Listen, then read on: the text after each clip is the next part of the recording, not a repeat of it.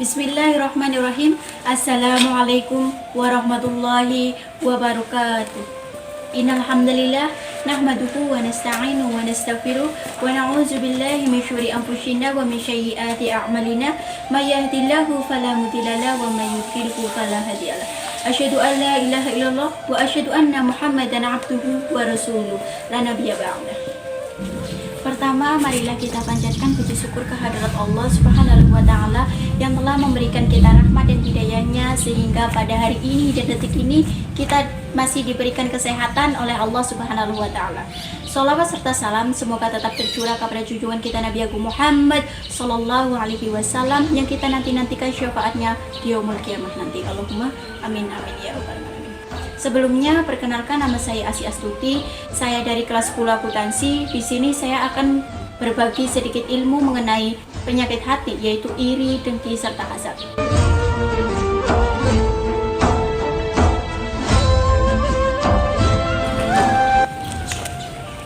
Mengenai pembahasan penyakit hati, yaitu iri, dengki, serta hasad.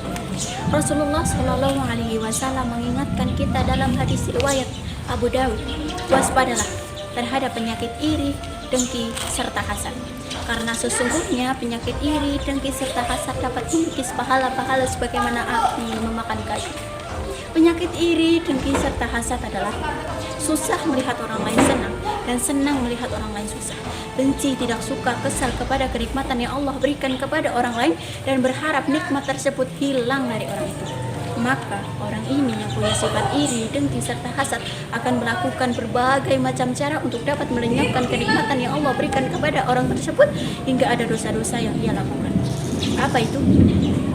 Naimah bisa saja, adu domba, ghibah, fitnah, dan bentuk kezaliman lainnya karena ia tidak suka orang tersebut mendapatkan kenikmatan dari Allah, yaitu mungkin saja berupa kelebihan harta, kedudukan, kehormatan, dan kebahagiaan.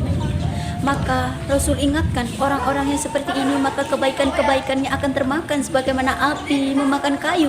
Mungkin saja ibadah kita baik, kita sholat, kita mengaji, kita melakukan ibadah yang dicintai oleh Allah, dan mungkin saja ilmu pemahaman agama kita baik, tetapi kalau di dalam hati kita terdapat penyakit hati, yaitu iri, dengki, serta hasad, maka khawatir akan sia-sia kebaikan tersebut.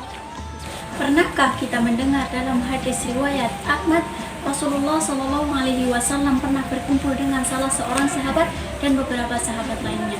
Kemudian ada laki-laki lewat dan Rasul katakan, dia ahli surga, dia penduduk surga, dan itu berlangsung selama beberapa hari. Maka Abdullah bin Amr bin As pun penasaran, siapa orang ahli surga yang dikatakan oleh Allah ini? Maka Abdullah bin Amr bin As pun datang menginap di rumah orang tersebut. Dan Abdullah bin Amr bin As pun melihat ia melakukan ibadah yang biasa-biasa saja, melakukan sholat yang wajib-wajib saja. Apa yang membuat dia istimewa di mata Rasul hingga Rasul katakan ia penduduk ahli surga?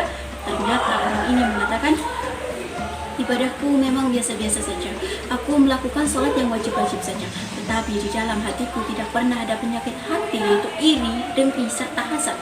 Maka hatinya bersih.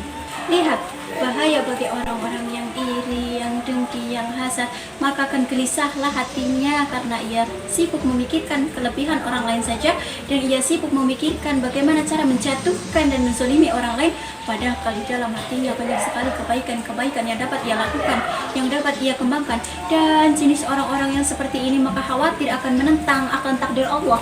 Kenapa? Ingatlah bahwa rizki tidak pernah tertukar. Kebahagiaan yang Allah berikan kepada si A, si B, si C, si bulan tidak pernah tertukar.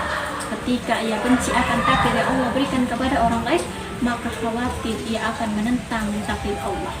Bukankah Rasulullah Shallallahu Alaihi Wasallam pernah mengingatkan kepada Ibu Abbas radhiyallahu anhu, wahai Nabi, ketika manusia di seluruh muka bumi ini berkumpul untuk memberikan bahaya mudarat kepadamu, tidak pernah terjadi jika Allah tidak izinkan. Maka sebaliknya, jika seluruh manusia di muka bumi ini berkumpul untuk memberikan manfaat mudarat kepadamu, tidak pernah terjadi jika Allah tidak izinkan. Maka mudah-mudahan kita selalu ingat kepada sabda Rasulullah Sallallahu Alaihi Wasallam, janganlah kita saling mendengki, janganlah kita saling membenci, dan janganlah kita saling membelakangi, karena kita sesungguhnya hamba-hamba Allah yang mulia. Sekian yang dapat saya sampaikan, semoga bermanfaat. Sampai jumpa lagi di Kultum Ramadan SMK Muhammadiyah Sadang. Wabillahi taufiq wal hidayah. Wassalamualaikum warahmatullahi wabarakatuh.